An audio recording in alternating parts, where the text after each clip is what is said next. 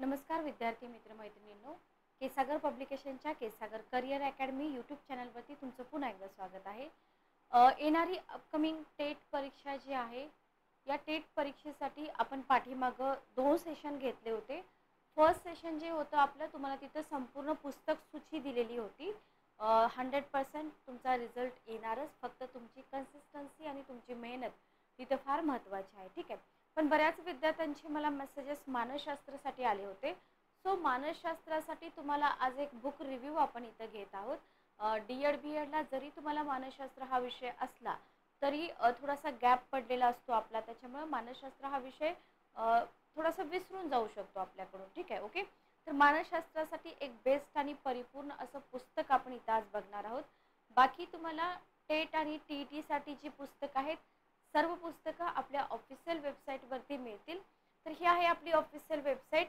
इथं तुम्हाला अदर एक्झामचा एक सेक्शन दिसतो, याच्यामध्ये तुम्ही जावा। अदर एक्झाममध्ये एज्युकेशन /टी.ई.टी/टेट हा ऑप्शन तुम्हाला मिळतो। याच्यामध्ये गेल्यानंतर तुम्हाला शालेय शिक्षणातील नियम, अधिनियम, शैक्षणिक नवविचार, IBPS पॅटर्न हे एक पुस्तक आहे। आणि ज्याच्यासाठी आज आपण बुक रिव्ह्यू घेणार आहोत ते पुस्तक म्हणजे पेपर 1, पेपर 2 टी.ई.टी, जिथं जिथं तुम्हाला मानसशास्त्र विचारलं जातं। तर हे शशिकांत अन्नदाते सरांचं पुस्तक आहे बालमानसशास्त्र। याच्यामध्ये तुम्हाला 13 पासून 21 पर्यंतचे जेवढे काही क्वेश्चन पेपर आहेत ना, सगळे क्वेश्चन पेपर ॲड करून दिलेले आहेत। आकृत्या, तक्ते आणि माइंड मॅप। मानसशास्त्रामध्ये माइंड मॅप खूप इम्पॉर्टंट असतात, लक्षात घ्या। आणि हे माइंड मॅप तुम्हाला पुस्तकामध्ये मिळून जातील।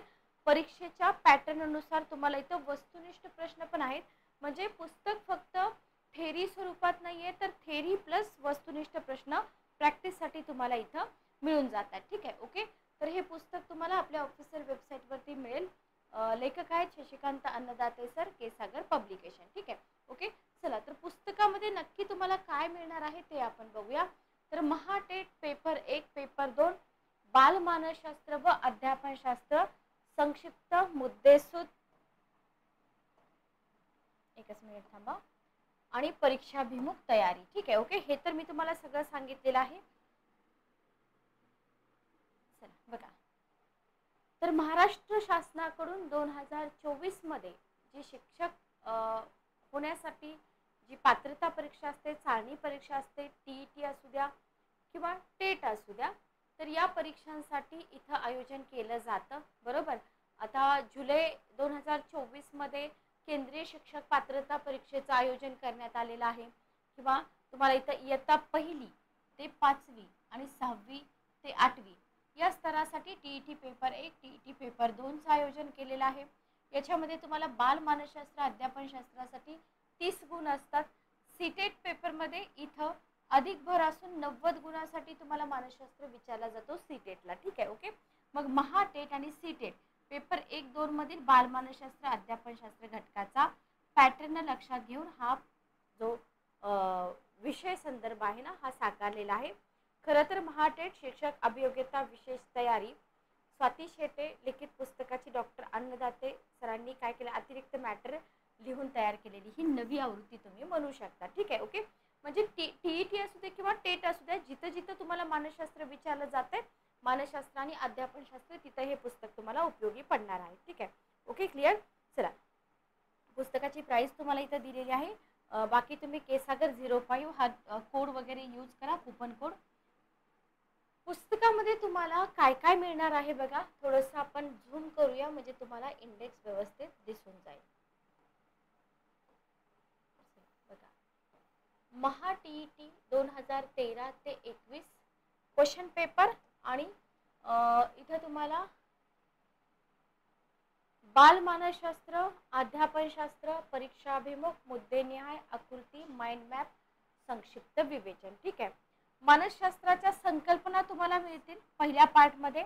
मानसशास्त्राच्या व्याख्या, वेगवेगळे जे मानसशास्त्रज्ञ आहेत त्यांच्या व्याख्या, मानसशास्त्राच्या पद्धती तुम्हाला मिळतील। इथून तुम्हाला डायरेक्ट डेफिनेशनवरती क्वेश्चन येऊ शकतात, जुळ्या लावामध्ये क्वेश्चन येऊ शकतात, फिल इन द ब्लँक्समध्ये क्वेश्चन येऊ शकतात, ठीक आहे। मानसशास्त्राच्या पद्धतीवरती पण वारंवार क्वेश्चन विचारले जातात।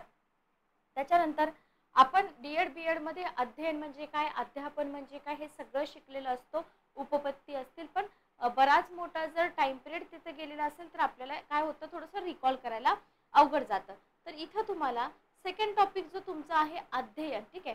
आता इथं मानसशास्त्राच्या संकल्पना जरी तुम्हाला 2च पॉईंट दिसत असले तरी पहिला टॉपिक फार मोठा राहतो, एवढं लक्षात ठेवा. अध्ययन, अध्ययन म्हणजे काय, ठीक आहे. प्रभावी अध्ययन म्हणजे काय, अध्ययनाच्या व्याख्या तुम्हाला मिळतील. अध्ययन प्रक्रिया काय आहे, त्या अध्ययन प्रक्रियेचं स्वरूप तुम्हाला इथं दिलेलं आहे. अध्ययनाची महत्त्वाची वैशिष्ट्ये कोणती आहेत, अध्ययनाच्या उपपत्ती, त्या उपपत्तींची आवश्यकता का आहे, अध्ययनाच्या उपपत्तीचं वर्गीकरण तुम्हाला इथं मिळेल. अध्ययन उपपत्ती संकल्पनेतील महत्त्वपूर्ण बाबी मिळतील. अध्ययन उपपत्तीसाठी प्रयोग केलेले प्राणी, बरोबर, जसं की कुत्र्यावरती प्रयोग केलेला होता वगैरे अशा पद्धतीनं, तर ते तुम्हाला इथं दिलेलं आहे.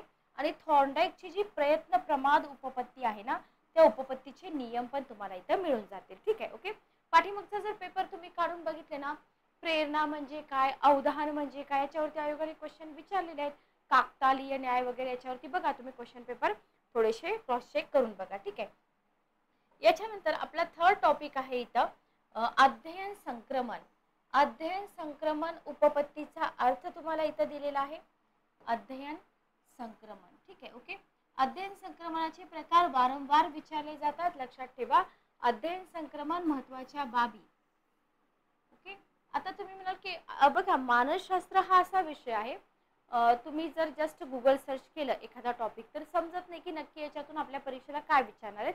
म्हणून जे अनुभवी शिक्षक असतात ना, त्यांनी जे तयार केलेले ग्रंथ असतात ना, म्हणजे पुस्तकं असतात, त्याच्यातून कव्हर करणं कधीही बेटर ठरतं, ठीक आहे. ओके, वाढ आणि विकास याच्यावरती 100% क्वेश्चन असतात, म्हणजे असतात, लक्षात ठेवा. तर विकास अवस्थेची वैशिष्ट्ये, इथं तुम्हाला विकास अवस्थेची वैशिष्ट्ये, विकासाच्या प्रक्रियेचे स्वरूप, वाढ आणि विकासावर मानसशास्त्रज्ञांचं संशोधन, मानवी विकासाच्या पातळीनुसार होणारा वर्तन बदल, शैशवावस्था म्हणजे काय, किशोरावस्था म्हणजे काय, कुमार अवस्था, ह्या ज्या 3 अवस्था आहेत ना, याच्यावरती खूप सारे क्वेश्चन बनतात, लक्षात घ्या. आणि आपण कन्फ्यूज होतो की कारक विकास असेल किंवा कोणती कृती बालक शैशवावस्थेमध्ये करतं किंवा कुमारावस्थेमध्ये काय करतं वगैरे वगैरे, ठीक आहे. ओके, जीन पियाजेच्या उपपत्तीमधील बौद्धिक विकासाचे टप्पे, आत्मसातीकरण म्हणजे काय, याच्यावरती क्वेश्चन विचारले बघा. पाठीमागचा जर क्वेश्चन पेपर तुम्ही काढून बघितला तर या आत्मसातीकरणाचा एक ऑप्शन आहे, मला कमेंट बॉक्समध्ये सांगा की याच्यावरती क्वेश्चन विचारला होता का नव्हता, जी तुमची पाठीमागची एक्झाम झालेली होती, ठीक आहे. तर वाढ आणि विकास प्रक्रिया कितीतरी विद्यार्थ्यांना माहीतच नसतं की हे आत्मसातीकरण वाढ आणि विकास मधून विचारलेला क्वेश्चन आहे, म्हणजे आपल्याला सिलेबसच माहीत नसतो, लक्षात घ्या, ठीक आहे. ओके, त्याच्यानंतर बघा भावनिक व्यक्तिमत्व आणि व्यक्तिभेद, व्यक्तिमत्व आणि व्यक्तिभेद बघा. याच्यामध्ये तुम्हाला सुरुवातीला व्यक्तिमत्व ही जी संकल्पना आहे ना, ही संकल्पना व्यवस्थित एक्सप्लेन करून दिलेली आहे. आणि मग तुम्हाला इथं तर समतोल व्यक्तिमत्व म्हणजे काय आणि त्या समतोल व्यक्तिमत्वाची लक्षणं, शालेय स्तरावर व्यक्तिमत्व विकास, व्यक्तिमत्व वर्गीकरण, व्यक्तिभेद म्हणजे काय आणि व्यक्तिभेदावरील परिस्थितीचा परिणाम, व्यक्तिभेदावरील अनुवंशाचा परिणाम, अंतःस्रावी ग्रंथीचा व्यक्तिमत्वावरील परिणाम, याच्यावरती क्वेश्चन आलेला आहे. पाठीमागच्याच एक्झाम मध्ये क्वेश्चन पेपर काढून बघा, याच्यावरती आलेला आहे. म्हणजे प्रत्येक टॉपिक मधून तुम्हाला इथं क्वेश्चन दिसणार आहेत. मानवी विकासामध्ये अनुवंश आणि परिसर याची भूमिका काय असते, अनुवंश आणि परिसर याची भूमिका काय असते, आणि व्यक्तिभेदानुसार शिक्षण, ठीक आहे. काय दिलेलं आहे, व्यक्तिभेदानुसार शिक्षण. Okay, clear. तर हा जो पार्ट आहे हा पार्ट थोडासा निग्लेक्टेड आहे, विद्यार्थी करत नाहीत, पण करा, याच्यावरती क्वेश्चन पाठीमागं विचारलेला आहे, ठीक आहे. बुद्धिमत्ता टॉपिक वरती पण पाठीमागं क्वेश्चन विचारलेला आहे तुम्हाला. बुद्धिमत्तेच्या व्याख्या असतील किंवा मानसशास्त्रज्ञांचे बुद्धिमत्ता क्षेत्रातील महत्त्वपूर्ण कार्य, विविध मानसशास्त्रज्ञांचे भावनिक बुद्धिमत्ता म्हणजे काय, व्याख्यांवरती सर्वात जास्त क्वेश्चन राहतात. भावनिक बुद्धिमत्तेवरती झालेलं संशोधन तुम्हाला विचारतात, भावनिक बुद्धिमत्तेचं स्वरूप विचारलेलं आहे. आणि सगळ्यात महत्त्वाचं कॉमन आहे हे तसं तर डॅनियल गोलमन यांनी मांडलेलं भावनिक बुद्धिमत्तेचे घटक तुम्हाला विचारले जातात. जर कोणाला माहीत असतील तर कमेंट बॉक्समध्ये नक्की सांगा. डॅनियल गोलमन यांनी मांडलेले भावनिक बुद्धिमत्तेचे निकष घटक काय आहेत. ठीक आहे. ओके. प्रेरणा या टॉपिकवरती पण आयोगाने क्वेश्चन विचारलेला आहे पाठीमागं. तर प्रेरणेच्या व्याख्या आणि मते, बाह्य प्रेरणा, अंतरप्रेरणा याच्यावरती क्वेश्चन विचारलाय. बरोबर. तर प्रेरणेच्या व्याख्या आणि मते, प्रेरणेचं स्वरूप आणि वैशिष्ट्ये आणि प्रेरणांचे प्रकार. ओके. 8वा टॉपिक आहे स्मरण आणि विस्मरण, याच्यावरती पण क्वेश्चन आहे. विस्मरणावरती क्वेश्चन होता पाठीमागच्या एक्झाम मध्ये, क्वेश्चन पेपर काढून बघा. स्मरणासंबंधी महत्त्वाची तथ्ये, धारणेचं स्वरूप आणि त्याच्या पद्धती. विस्मरण याच्यावरती पण क्वेश्चन आहे. धारणा, विस्मरण प्रक्रियेचं स्वरूप, विस्मरण प्रक्रियेची वैशिष्ट्ये. ठीक आहे. ओके. क्लिअर. तर प्रिव्हियस इयर क्वेश्चन पेपर मधले बरेच क्वेश्चन मी तुम्हाला इथे सांगते की कशावरती होते. अवधान, अवधान म्हणजे काय, अवधानाचे अर्थ आणि प्रकार, अवधानाचे स्वरूप आणि वैशिष्ट्ये. त्याच्यानंतर 10वा टॉपिक आहे संवेदना. सेम आहे, इथं पण तुम्हाला संवेदनेची व्याख्या करायची आहे, संवेदनेचे उदाहरण द्यायचे आहे, संवेदना स्वरूप आणि वैशिष्ट्ये. ठीक आहे. ओके. आणि 11वा टॉपिक तुम्हाला इथं दिसतोय अवबोध, याच्यावरती पण क्वेश्चन आहे. बोधात्मक, अवबोधात्मक, अवबोध म्हणजे काय, संकल्पना तुमच्या क्लिअर पाहिजे. तर इथं अवबोधाचा अर्थ दिलेला आहे, अवबोधाचं स्वरूप पण तुम्हाला इथं स्पष्ट करून दिलेलं आहे. तर एक्झाम ओरिएंटेड असं तुम्हाला इथं सगळं कंटेंट मिळत आहे. एकाच पुस्तकामध्ये इतकं सगळं तुम्हाला मिळणं डिफिकल्ट आहे, पण आपल्या पुस्तकामध्ये हे सगळं दिलेलं आहे. त्याच्यानंतर आहे तुम्हाला इथं अवबोधाचं स्वरूप, अवबोध आणि प्रतिमा याच्यामधला डिफरन्स बघा, अवबोध आणि प्रतिमा याच्यामधला फरक, समष्टीवादांची अवबोधासंबंधीची मतं, हे खूप इम्पॉर्टंट आहे, लक्षात घ्या. अवबोध होण्यासाठी अडथळे, चित्तभ्रमाची कारणे. ओके. आणि अवबोधाचं शैक्षणिक महत्त्व. सगळं पुस्तक आपण इथे शिकवू शकत नाही, म्हणून तुम्हाला मी इथे सांगते की लवकरात लवकर पुस्तक तुम्ही घ्या आणि रिव्हिजन तुमची जी आहे ती स्टार्ट करा. एक्झाम तर बऱ्याच पोस्टपोन झालेल्या आहेत, त्याच्यामुळे आपल्याला वेळ मिळतोय. संकल्पना निर्मिती बघा, संकल्पना निर्मितीच्या टप्प्यांचा क्रम तुम्हाला इथं दिलेला आहे. त्याच्यानंतर प्रतिमा म्हणजे काय, प्रतिमेच्या व्याख्या, प्रतिमेचे प्रकार आणि त्यांचे उदाहरण, प्रतिमेची वैशिष्ट्ये, मनचक्षुवर प्रतिमा निर्मिती आणि प्रतिमा बोधनाचे शैक्षणिक महत्त्व काय आहे. सगळ्यात महत्त्वाचं तर शैक्षणिक महत्त्व असतं, पण सगळेच क्वेश्चन शैक्षणिक महत्त्वावर येतील असं नाहीये. त्याच्यानंतर सेम पुढे आपण जसं की अवबोध, धारणा, प्रेरणा, तसंच तुम्हाला कल्पना, कल्पनेच्या व्याख्या, कल्पना आविष्काराची संधी देणारे उपक्रम, याच्यावरती पण क्वेश्चन आहे. कल्पना आविष्कार. समायोजन 15वा टॉपिक, समायोजनाचा अर्थ, समायोजन स्वरूप. 16वा टॉपिक आहे संरक्षण यंत्रणा. याच्यामध्ये बघा हा जो टॉपिक आहे ना, हा टॉपिक करून घ्या, जास्त क्वेश्चन नाहीत आले पण येऊ शकतात, कारण कर्ट लेविननी मांडलेली जी उपपत्ती असतील किंवा मानसिक संघर्षाचे प्रकार असतील हे तुम्हाला विचारले जाऊ शकतात. ताणाचे प्रकार आणि त्याचे उदाहरण, मानसिक संघर्ष कमी करण्यासाठी उपाय. ठीक आहे. ओके. त्याच्यानंतर 17वा टॉपिक आहे अभिरुची, अर्थ आणि स्वरूप. 18वा टॉपिक आहे सर्जनशीलता. सर्जनशीलतेवरती तुम्हाला 4 लाइनर क्वेश्चन विचारला होता बघा, किल्ले बनवणे वगैरे वगैरे, की सर्जनशीलतेची उदाहरणं. बरोबर. पहिलाच क्वेश्चन होता हा 4 लाइनर. तर सर्जनशील किंवा निर्मायक विचार प्रक्रियेचा क्रम. आंतरक्रिया विश्लेषण, फ्लँडर्सची आंतरक्रिया विश्लेषण प्रणाली येऊ शकतो क्वेश्चन. फ्लँडर्सची आंतरक्रिया विश्लेषण प्रणालीतील वर्तन प्रकारांची वर्गवारी, आंतरक्रिया विश्लेषणाचे फायदे, आंतरक्रिया विश्लेषणाच्या मर्यादा, ॲमिडॉन आणि हंटरची शाब्दिक आंतरक्रिया वर्ग प्रणाली, विशेष गरजा असणाऱ्या बालकांची वैशिष्ट्ये, सोशल वेलफेअर मध्ये पण हे आहे, विशेष शिक्षकांची वैशिष्ट्ये. हा भाग सोपा आहे, जो भाग सोपा असतो तो सगळ्यांना जमतो, लक्षात घ्या. पण जो संकल्पना क्लिअर करणं गरजेचं आहे त्याच्यावरती आपलं मेरिट ठरतं. ठीक आहे. अध्ययन अकार्यक्षमता दोष, अध्ययन अकार्यक्षमता दोष क्वेश्चन आहे त्याच्यावरती पण. वाचन अक्षमता विद्यार्थ्यांची वैशिष्ट्ये, मतिमंद विद्यार्थ्यांची लक्षणे. ठीक आहे. ओके. मतिमंद अध्ययनार्थ्यांसाठी शिक्षकांचा दृष्टिकोन, त्याच्यानंतर आहे 21 नंबर अध्यापन प्रक्रिया. बघा तुम्हाला टॉपिक किती सुटसुटीत तिथं मांडून दिलेले आहेत की जवळजवळ प्रत्येक टॉपिकमधून क्वेश्चन विचारलेले आहेत प्रिव्हियस एक्झाममध्ये.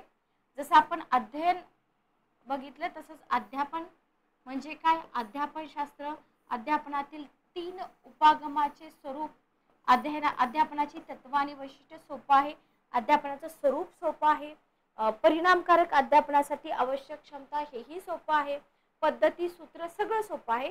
फक्त तुम्हाला उपपत्ती असतात ना त्याचे वारंवार रिव्हिजन करावे लागतात. तर 22 नंबरचा जो टॉपिक आहे अध्यापन उपपत्ती, त्याच्यामध्ये तुम्हाला उपपत्तींचं वर्गीकरण, औपचारिक अध्यापन उपपत्ती आणि अनौपचारिक अध्यापन उपपत्ती. ठीक आहे, ओके. सर्वसामान्य अध्यापन उपपत्ती 3 प्रकारचं वर्गीकरण करून तुम्हाला काय करायचं आहे, इथे या ज्या उपपत्ती आहेत त्यांचा अभ्यास करायचा आहे. ठीक आहे, ओके. त्याच्यानंतर 23 नंबरचा टॉपिक आहे पुस्तकामध्ये शैक्षणिक मूल्यमापन, उद्दिष्टांची स्पष्टीकरणे लिहिताना घ्यायची दक्षता, मूल्य निर्धारणावरती क्वेश्चन आहे, क्वेश्चन पेपर काढून बघा. मूल्य निर्धारणाची भूमिका, सहसंबंध गुणक संख्या आणि त्याचा लावलेला अर्थ.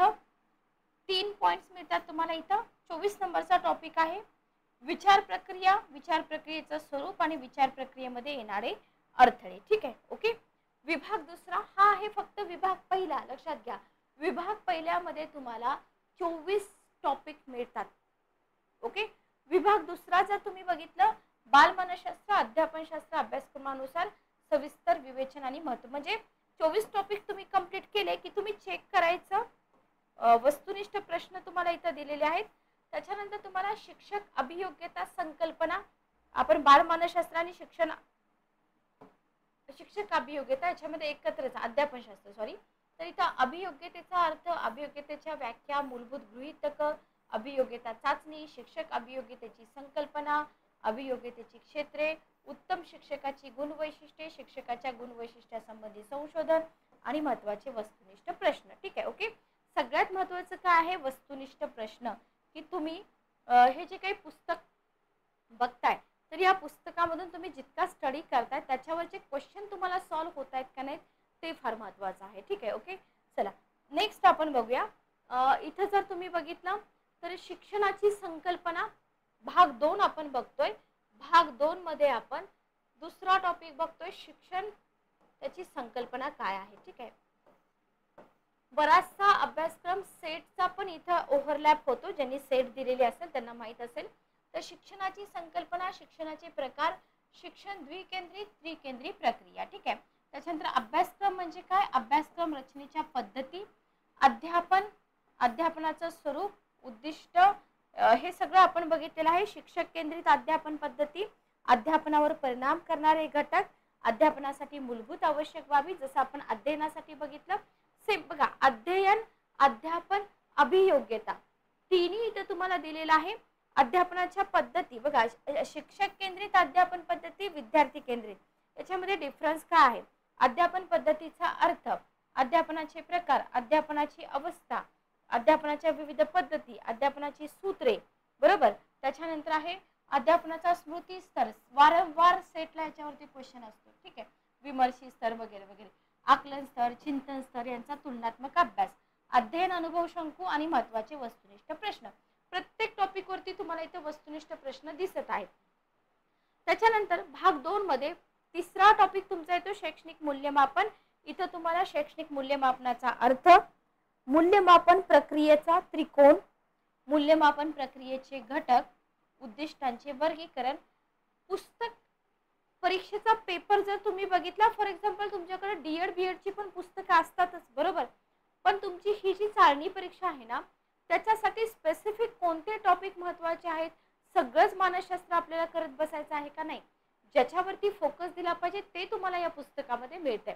तर इथं तुम्हाला मूल्यमापनाचे प्रकार, मूल्यमापन साधनांचे निकष, मूल्यमापनाची साधने, मूल्यमापनाचा नवीन दृष्टिकोन, अध्यापन नियोजन, संविधान तक्ता दिलेला आहे आणि महत्त्वाचे वस्तुनिष्ठ प्रश्न. ठीक आहे. तर भाग 2 मधला हा तुमचा तिसरा टॉपिक.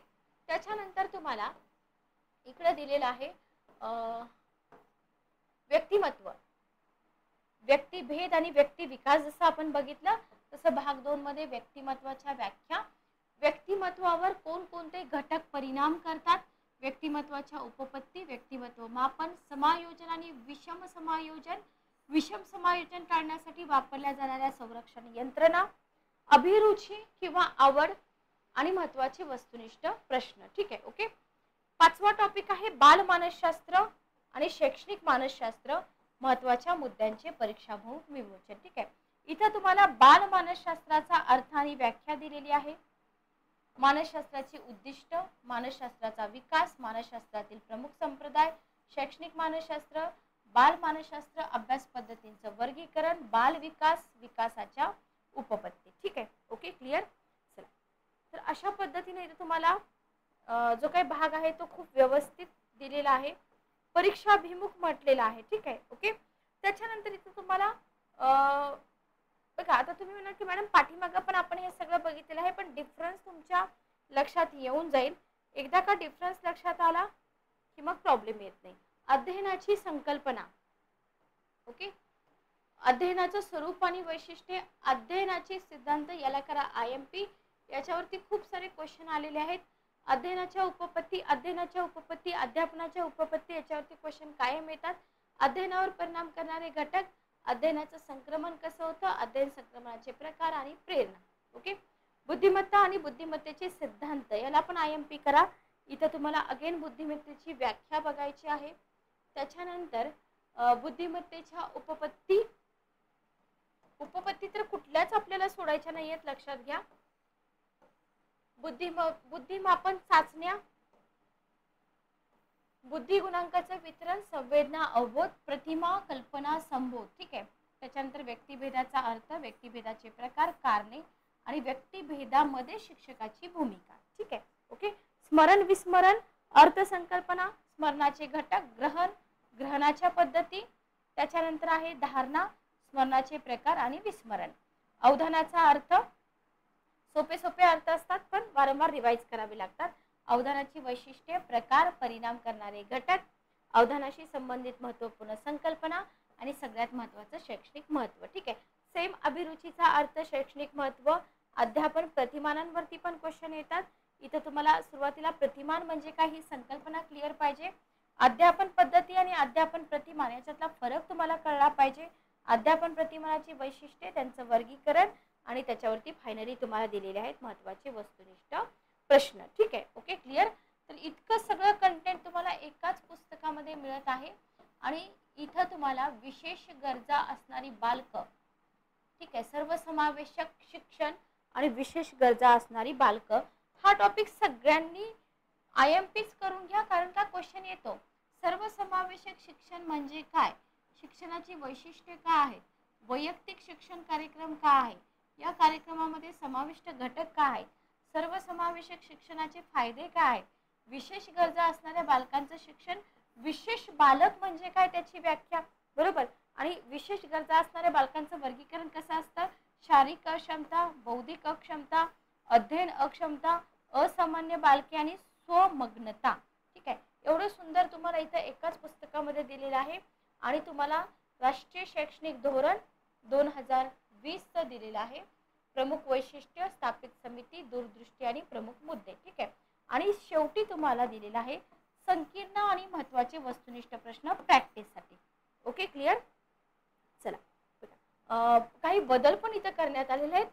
याच्यामध्ये तुम्हाला 2023 मध्ये जे औरंगाबादचं नामांतरण झालेलं आहे किंवा उस्मानाबादचं नामांतरण झालेलं आहे, 24च्या पूर्वार्धात अहमदनगरचं अहिल्यानगर असं केलेलं आहे. तर पुस्तकामध्ये चुकून जर तुम्हाला असं काही दिसलं, उल्लेख दिसला, तर हे बदल करून घ्या असं तुम्हाला इथं दिलेलं आहे. जे आत्ता जस्ट चेंजेस झालेले आहेत ना, हे तर हे पुस्तकामध्ये तुम्ही थोडेसे चेंज करून घ्या असं तुम्हाला इथं सांगितलेलं आहे. ठीक आहे, ओके. चला, तर हे पुस्तक तुम्हाला आपल्या ऑफिशियल वेबसाईट व्यतिरिक्त Amazon, फ्लिपकार्टवरती पण मिळेल आणि जर तुम्ही पुण्यात असाल तर तुम्हाला केसागर बुक हाऊसला पण मिळेल किंवा इतर प्रमुख पुस्तक विक्रेत्यांकडे पण तुम्हाला ही पुस्तकं मिळून जातील. जर पुस्तकाविषयी तुम्हाला काही शंका असतील तर तुम्ही कमेंट बॉक्समध्ये विचारू शकता. भेटूया आपल्या नेक्स्ट सेशनमध्ये. Good day, take care.